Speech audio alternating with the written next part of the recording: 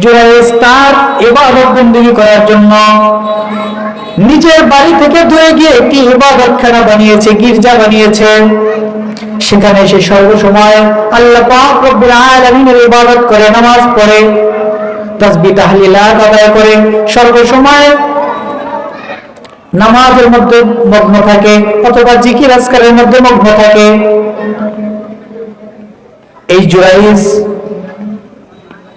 তার কামরার মধ্যে নামাজ পড়তেছেন, এমন সময় হঠাৎ করে তার মা এসে দরজার মধ্যে নক করলেন, জুরাইজ বলে ডাক দিলেন, দরজার মধ্যে টোকা দিছে, জুরাইজ কথা শোনো।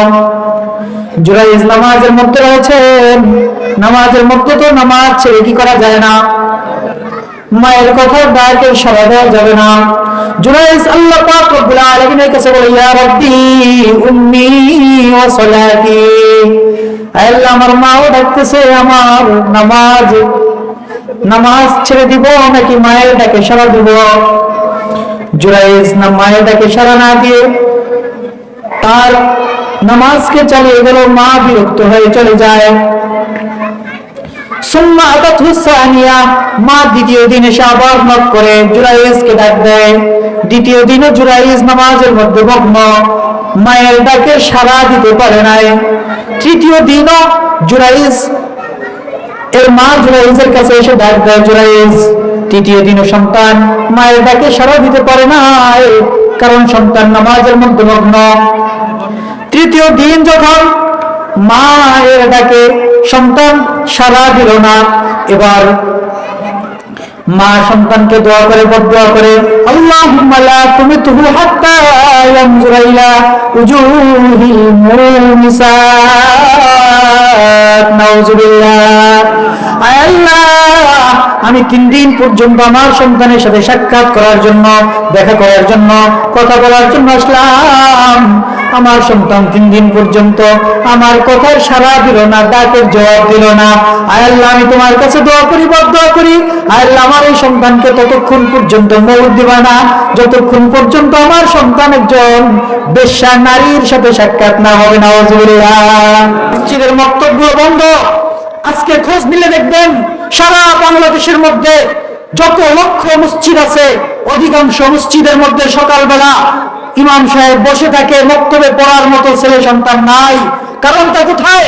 ইহুদি খ্রিস্টানরা, এনজিও সংস্থারা আমাদের সন্তানদের, গার্ডিয়ানদেরকে, অভিভাবকদেরকে এই বিশ্বাসী করেছে, আপনার সন্তানকে যদি সুশিক্ষায় শিক্ষিত করতে চান, সন্তানটাকে যদি মানুষ বানাতে চান, তাহলে কিন্ডারগার্টেনে দিতে হবে, মক্তবে দিলে তার ভবিষ্যৎ অন্ধকার। ঠিক কি বলে? সন্তানগুলো সব মক্তব থেকে চলে গিয়েছে কিন্ডারগার্টেনে। এখন আর কোরআন পড়ার সুযোগ নাই, নামাজ পড়ার সুযোগ নাই।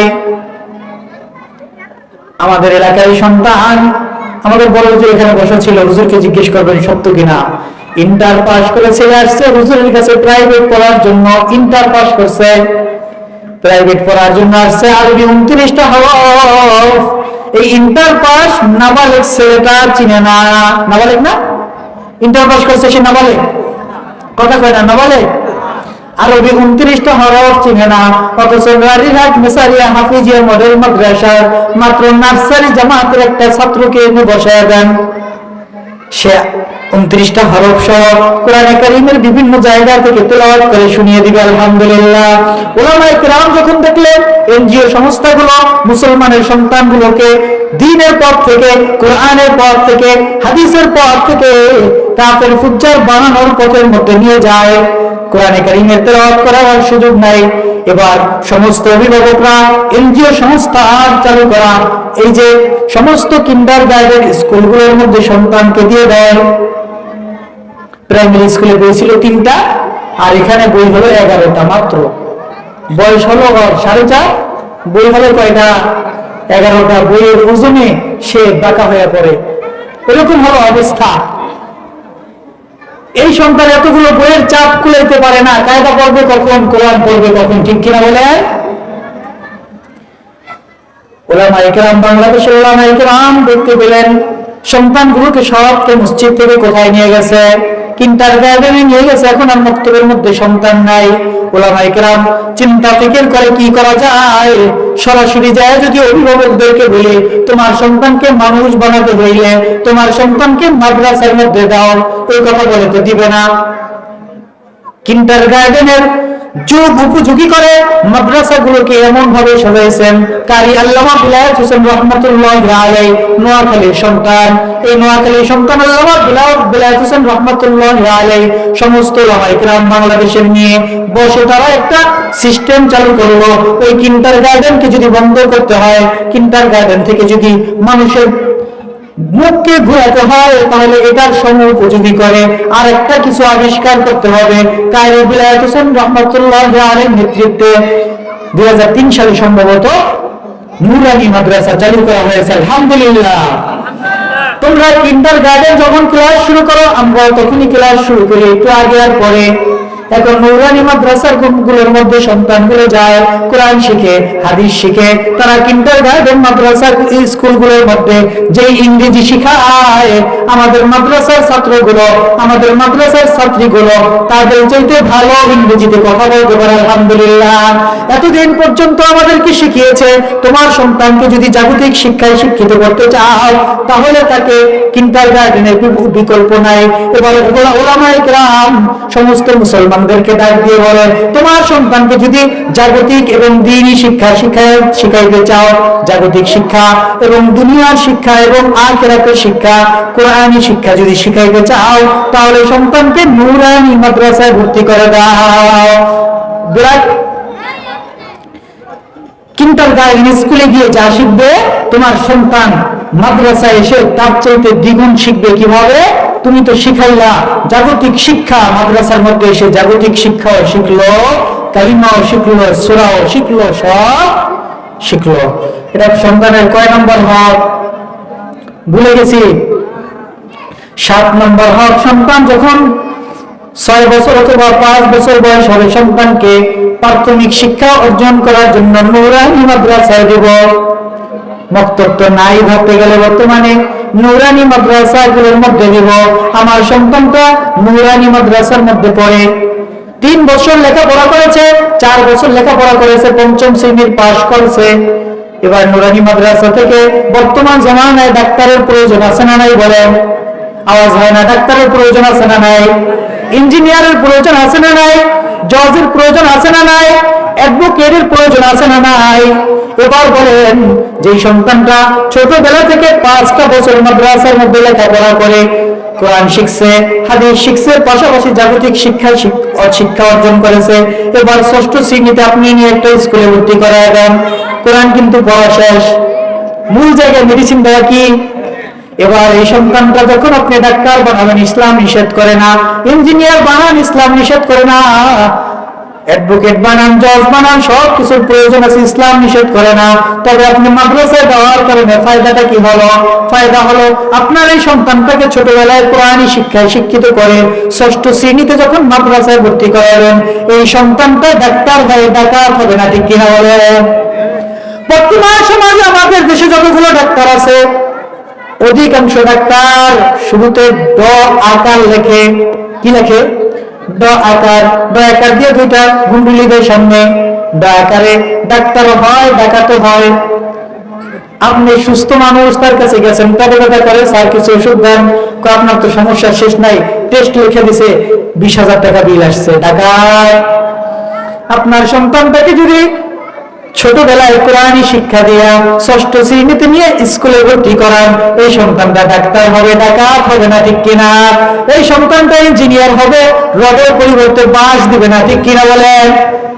এই সন্তানটা জজ হবে, ঘুষকে অন্যায়ের পক্ষে সাক্ষী, অন্যায়ের পক্ষে রায় লিখবে না।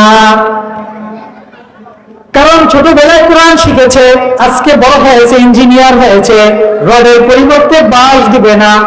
ডাক্তারি চেম্বারে বসে ডাকাতি করবে না।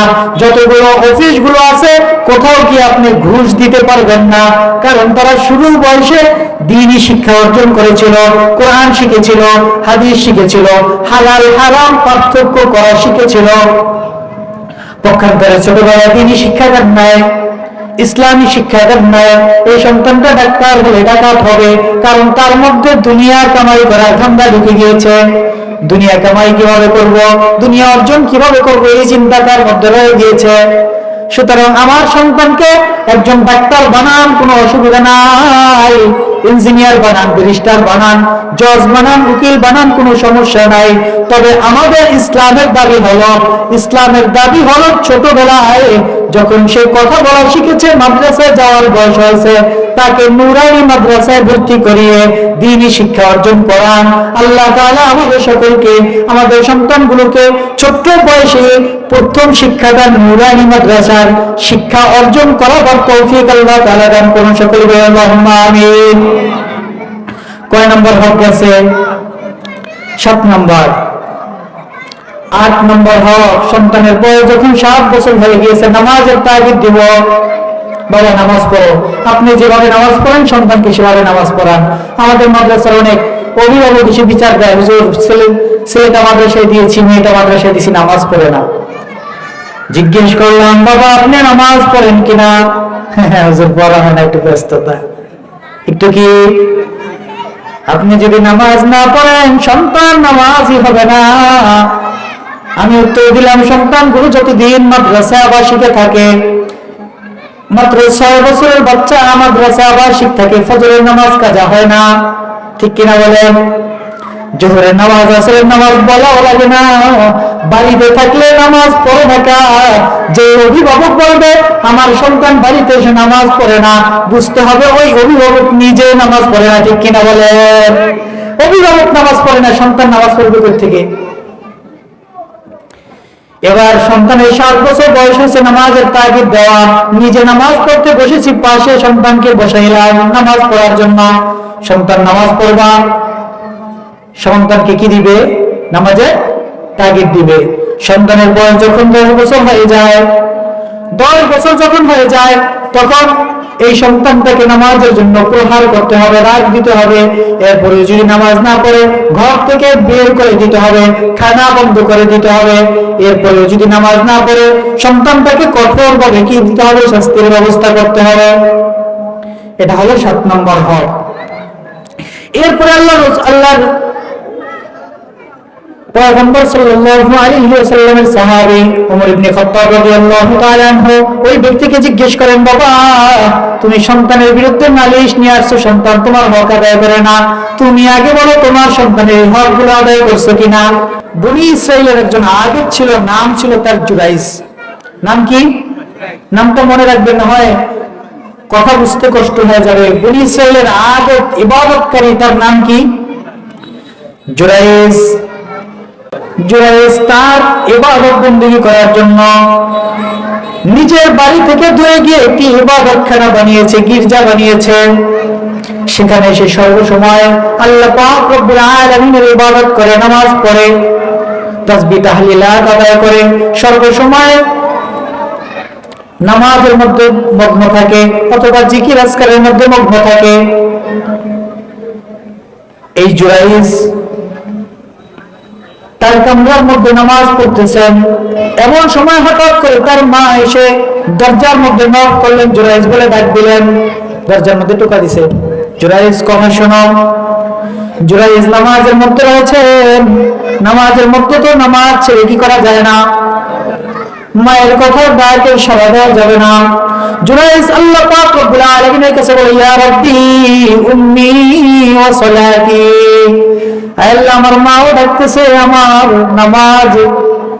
নামাজ ছেড়ে দিব নাকি মায়ের ডাকে সাড়া দিব? জুরাইজ না মায়ের ডাকে সাড়া না দিয়ে তার নামাজকে চালিয়ে গেল। মা বিরক্ত হয়ে চলে যায়।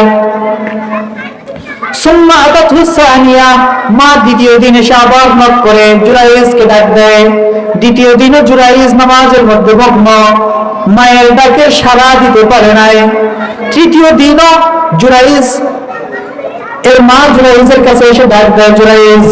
তৃতীয় দিনও সন্তান মায়ের ডাকে সাড়া দিতে পারে নাই, কারণ সন্তান নামাজের মধ্যে মগ্ন। তৃতীয় দিন যখন মায়ের ডাকে সন্তান সাড়া দিল না, এবার মা সন্তানকে দোয়া করে, বদদোয়া করে, আল্লাহুম্মা লা তুমিতহু হাত্তা ইয়ানজুরা ইলা উজুহিল মুমিসাত, সাক্ষাৎ, নাউজুবিল্লাহ। আয় আল্লাহ, আমি 3 দিন পর্যন্ত আমার সন্তানের সাথে সাক্ষাৎ করার জন্য, দেখা করার জন্য, কথা বলার জন্য আসলাম। আমার সন্তান 3 দিন পর্যন্ত আমার কথার সাড়া দিল না, ডাকের জবাব দিল না। আয় আল্লাহ, আমি তোমার কাছে দোয়া করি, দোয়া করি, আয় আল্লাহ, আমার এই সন্তানকে ততক্ষণ পর্যন্ত মৌত দিবা না যতক্ষণ পর্যন্ত আমার সন্তান একজন বেশ্যা নারীর সাথে সাক্ষাৎ না হবে। নাউজুবিল্লাহ। আর যারা আওয়াজ দিয়ে বলি নাউজুবিল্লাহ। জুরাইজ এর মা বদদুয়া দিয়ে চলে যায়, দীর্ঘ বছর চলে যায়, 20-25 বছর চলে যায়। কোন কোন বর্ণনা মতে পাওয়া যায় জুরাইজের মা ইন্তেকাল করেছেন, অপরের বর্ণনায় পাওয়া যায় জুরাইজের মা এখনো জীবিত আছেন, বৃদ্ধা, অসুস্থ। দীর্ঘদিন চলে যাওয়ার পর ওই রাষ্ট্রের মধ্যে নির্বাচন এসেছে। নির্বাচনের মধ্যে জুরাইজ এত পরিমাণে জনপ্রিয় হয়ে উঠেছে, আল্লাহ তাআলার ইবাদত গুজার বান্দা সমস্ত মানুষগুলো জুরাইজকে ভালোবাসে। জুরাইজের অনেক ভক্ত। এলাকার মানুষেরা সকলে একত্রিত হইয়া পরামর্শ করলো, আমাদের দেশে যদি শান্তি শৃঙ্খলা ফিরিয়ে আনতে চাও তাহলে জুরাইজকে নিযুক্ত করে, জুরাইজকে আমাদের দেশের প্রেসিডেন্ট বানিয়ে আমাদের দেশের থেকে সমস্যাগুলো দূর করতে হবে। প্রেসিডেন্ট নির্বাচন করতে হবে কাকে? জুরাইজকে। জুরাইজ প্রেসিডেন্ট নির্বাচন হবে, নির্বাচিত হবে। এলাকার মানুষগুলো সবাই একত্রিত হয়ে কি করলো? পরামর্শ করলো। বিরোধী দল আছে না নাই? বিরোধী দল তারা চিন্তা করলো জুরাইজের যে পরিমাণ জনপ্রিয়তা, জুরাইজ যদি ভোট করে তাহলে নির্দ্বিধায় জুরাইজ কি হয়ে যাবে? নির্বাচিত হয়ে যাবে। আমরা ফেল মারব, সুতরাং জুরাইজকে মানুষের কাছে খারাপ বানাতে হবে। জুরাইজকে মানুষের কাছে কি বানাতে হবে বলেন? খারাপ বানাতে হবে। যদি জুরাইজকে মানুষের কাছে খারাপ বানাতে পারে তাহলে এই দেশের মানুষগুলো জুরাইজকে আর ভোট দিবে না, বিরোধী দলকে ভোট দিবে। জুরাইজ নির্বাচিত হতে পারবে না। পরামর্শ সুন্দর না খারাপ? তাহলে কি করা যায়? বিরোধী দলের সমস্ত মানুষগুলো একত্রিত হয়ে পরামর্শ করলো, জুরাইজকে যদি সাধারণ জনগণের কাছে খারাপ বানাইতে চাও তাহলে এই দেশের মধ্যে সবচেয়ে বড় বেশ্যা নারী কে আছে তাকে ডাকো। সবচেয়ে বড় বেশ্যা নারীকে ডেকে পরামর্শ করলো, আমরা ওই জুরাইজকে অপমান করতে চাই, তার চরিত্রের মধ্যে চুনকালি মারতে চাই, তুমি এটার জন্য সহযোগিতা করবা, তোমাকে এত টাকা পুরস্কৃত করা হবে। সে বলে কোনো ব্যাপারই না, আমি পারবো। আমি কি করব? পারবো। যেমন কথা তেমন কাজ, বেশ্যা নারী ওখানে নিযুক্ত হয়ে গেল। একদিন যায়, 2 দিন যায়, প্রায় 1.5 মাস সময় অতিবাহিত করেছে। বিভিন্ন ভাবে এই বেশ্যা নারী জুরাইজের সামনে নিজেকে উপস্থাপন করেছে, কিন্তু কোনোভাবে জুরাইজ 1.5 মাস সময় চলে যায়। 1.5 মাসের মধ্যে একবারের জন্য ওই বেশ্যার সুন্দরী নারীর দিকে জুরাইজ তাকায় নাই। সুবহানাল্লাহ। যত চেষ্টা করছে কি করতে পারে না, মনোযোগ সেদিকে নিতে পারে নাই। সর্বশেষ মহিলা চিন্তা করলো, আমাকে যদি পুরস্কার পেতে হয়,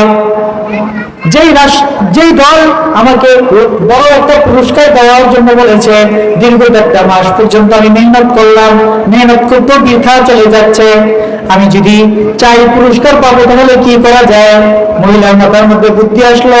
পাশে দেখতে পায় এই জুরাইজের ঘরের পাশে আর একটা ঝুপড়ি ঘর, ঝুপড়ি ঘরের মধ্যে একজন রাখাল বসবাস করে। কে বসবাস করে? রাখালের কাছে গিয়ে এই বেশ্যা নারী নিজেকে উপস্থাপন করে। রাখাল রাজি হয়ে যায়, রাখালের সাথে অপকর্ম করতে শুরু করে দেয়। কে? রাখাল অপকর্ম করে এই বেশ্যা নারীর সাথে। বেশ্যা নারী সন্তান ধারণ করে পেটের মধ্যে। সন্তান যখন ভূমিষ্ঠ হয়ে যায়, দুনিয়ার জমিনে আসে। এবার সন্তানকে দুনিয়ার জমিনের মানুষের কাছে নিয়ে, এলাকার মানুষের কাছে নিয়ে বলে, আমার এই সন্তানটা হলো জুরাইজের। নাউজুবিল্লাহ। এই সন্তানের বাবা হলো জুরাইজ। এই কথা বলার সাথে সাথে এলাকার মানুষগুলো সবাই ক্ষিপ্ত হয়ে যায় জুরাইজের উপরে। জুরাইজ, তুমি তো মনে করেছিলাম অনেক ভালো মানুষ, আজকে দেখিস বদের জম। বদের কি? জম। জুরাইজকে শায়েস্ত করতে হবে। এলাকার সমস্ত মানুষগুলো একত্রিত হয়ে জুরাইজের ঘরের উপরে হামলা করে। যে ইবাদতখানা বানিয়েছিল, ইবাদতখানাকে ভেঙে গুড়িয়ে দেয়, জুরাইজকে প্রহার করতে শুরু করে দেয়, জুরাইজের উপরে হামলা করতে শুরু করে দেয়। নাউজুবিল্লাহ। জুরাইজ দীর্ঘ সময় মার খাওয়ার পর এবার ওই মানুষগুলোকে বলে, ভাই আমার একটা কথা শোনো, আমাকে 2 রাকাত নামাজ পড়ার জন্য সুযোগ দাও। আচ্ছা ঠিক আছে, 2 রাকাত নামাজই তো পড়তে চাইছো, দিলাম। 2 রাকাত নামাজ পড়ার জন্য সুযোগ দেওয়া হলো কাকে? জুরাইজকে। 2 রাকাত নামাজ পড়ে আল্লাহ পাক রব্বুল আলামিনের দরবারে হাত উঠে যা বলার বলেছেন। আল্লাহর বান্দা আল্লাহর কাছে যা বলার কি করেছেন? বলেছেন, আবেদন করেছেন। আবেদন করার পর এবার জুরাইজ তার বাবা জুরাইজ মানুষের সামনে এসেছেন। মানুষের সামনে এসে বার বলে, এই সন্তানের বাবাকে এই কথা বলে দিবে এই সন্তান নিজে। সুবহানাল্লাহ, সন্তান নিজে বলে দিবে। সুম্মা আতাত, আল্লাহ রাসূল সাল্লাল্লাহু আলাইহি ওয়াসাল্লাম হাদিসের মধ্যে বলেন, মুসলিম শরীফ হাদিস না, আল্লাহ রাসূল সাল্লাল্লাহু আলাইহি ওয়াসাল্লাম বলেন, এই ব্যক্তি এসে জুরাইজ বলে, ওই শিশু সন্তানটাকে আমার কাছে নিয়ে আসো। শিশু সন্তানটাকে কোলে নিয়ে জুরাইজ শিশু সন্তানের পেটের মধ্যে হাত দিয়া, এবার পেটের মধ্যে হাত দিয়ে বলে, হে সন্তান বলো, মান আবুকা, মান আবুকা, তোমার বাবাকে তুমি বলো, তোমার বাবাকে তুমি বলো। এবার এই শিশু সন্তানের জবান খুলে যায়। আল্লাহ পাক রব্বুল আলামিন শিশু সন্তানের জবান খুলে দিয়েছেন। সুবহানাল্লাহ। পৃথিবীর জমিনে মোল্লা আলী কারি রাহমাতুল্লাহি আলাইহি বুখারী শরীফের ব্যাখ্যা গ্রন্থের মধ্যে লিখেন, পৃথিবীর জমিনে 3 জন নবজাতক শিশু বয়সে মায়ের কোলে বসে কথা বলেছিলেন। 1 নম্বর হযরত ইউসুফ আলাইহিস সালাতু ওয়াস সালামকে যখন তোহমত দিয়েছিল জুলাইখা, তোহমত দিয়েছে, ইউসুফ আলাইহিস সালাতু ওয়াস সালাম কি করেছে? জিনা করার জন্য চেষ্টা করেছে জুলাইখার সাথে। ইউসুফ আলাইহিস সালাতু ওয়াস সালাম বললেন, আমি জিনা করার জন্য কি করেছি? চেষ্টা করেছি। কে দোষী এটা প্রমাণ করার জন্য অমুক বাড়ির অমুক সন্তানটাকে নিয়ে আসো। শিশু সন্তানকে আনছে। সূরা ইউসুফের আয়াতগুলোর মধ্যে আল্লাহ পাক রব্বুল আলামিন বলেছেন, সূরা ইউসুফের মধ্যে আল্লাহ পাক রব্বুল আলামিন বলে দিয়েছেন, এই শিশু সন্তানকে ডেকে আনা হলো। শিশু সন্তানকে জিজ্ঞেস করা হয়, কে জিনা করেছে? শিশু সন্তান, শিশু সন্তানের কথাগুলোকে কোরআনের আয়াত নাযিল করে দুনিয়ার সমস্ত মানুষদেরকে জানিয়ে দিয়েছেন। সুবহানাল্লাহ।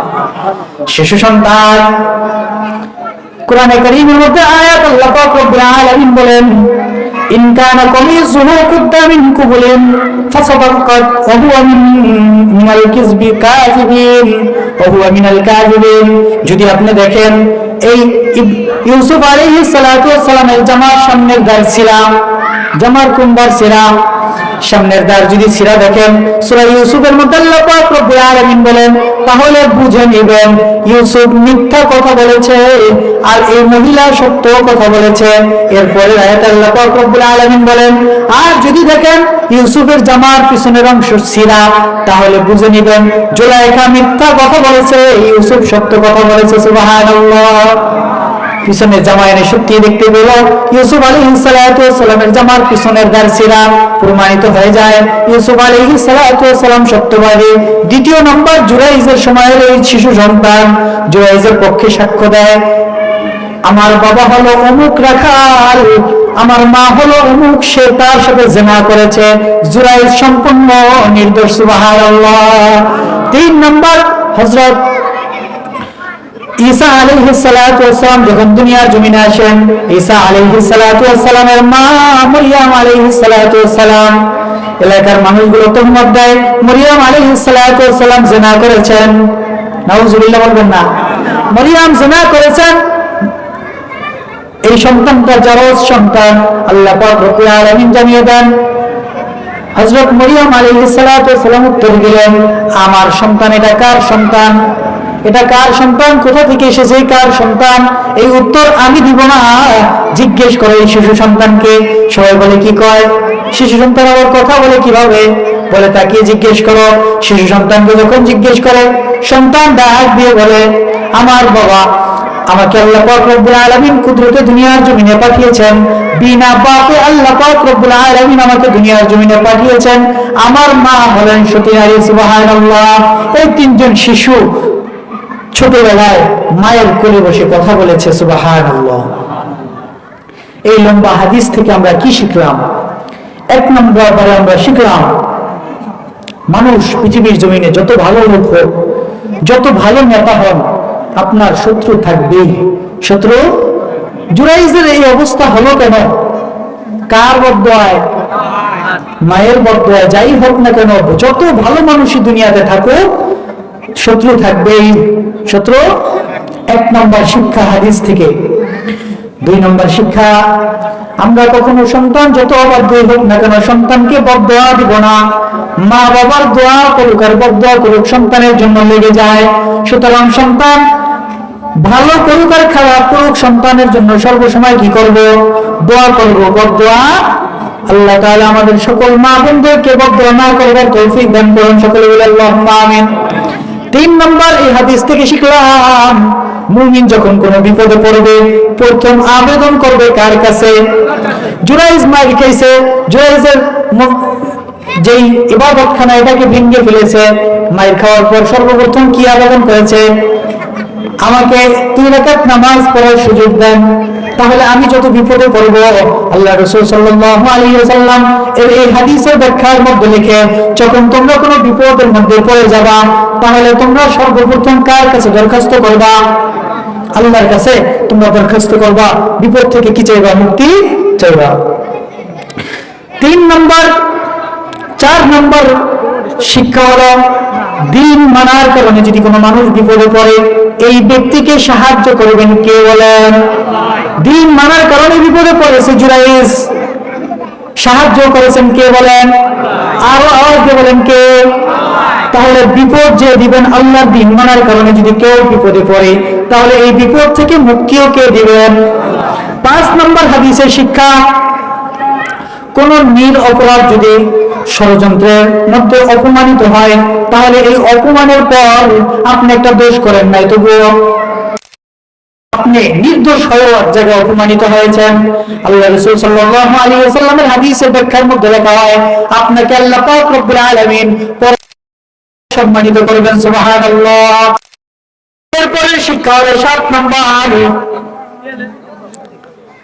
আমাদের সমস্ত মানুষগুলো মায়ের ডাক যখন চলে মধ্যে আমরা যখন দাঁড়াবো, নফল নামাজে দাঁড়ানোর পর, নফল নামাজে দাঁড়ানোর পর মা যদি ডাকে, নফল নামাজকে ছেড়ে দিয়ে মায়ের সন্তানের জন্য জরুরি।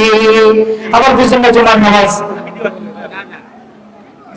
জুমার নামাজ বা ফজরের ফরজ নামাজ নয়, যদি সেটা নফল নামাজ হয়, সন্তান যদি ডাকে, সন্তানকে যদি মা ডাকে, মায়ের ডাকে, বাবার ডাকে, নফল নামাজ ছেড়ে দিয়ে শরীক হওয়া কি আছে? জায়েজ আছে।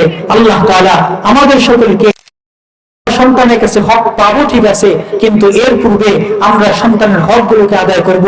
আল্লাহ তাআলা আমাদের সকলকে তৌফিক দান করুন। সকলে বলি আল্লাহুম্মা আমিন।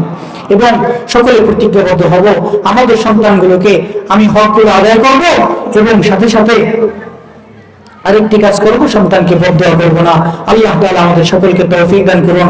আমাদের ইশারের নামাজের পরে আমাদের প্রধান অতিথি গুরুত্বপূর্ণ নসিহত